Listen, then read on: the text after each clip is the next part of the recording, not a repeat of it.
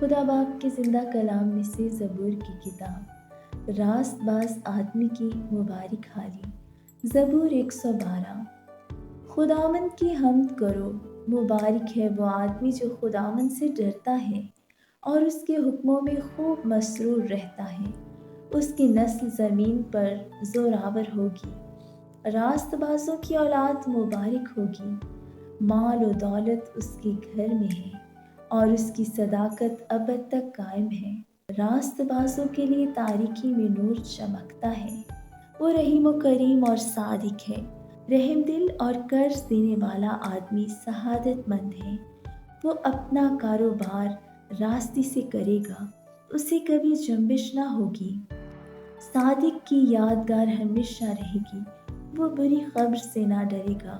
خداوند پر توکل کرنے سے اس کا دل قائم ہے، اس کا دل برقرار ہے، وہ ڈرنے کا نہیں، یہاں تک کہ وہ اپنے مخالفوں کو دیکھ لے گا۔ اس نے بانٹا اور محتاجوں کو دیا، اس کی صداقت ہمیشہ قائم رہے گی۔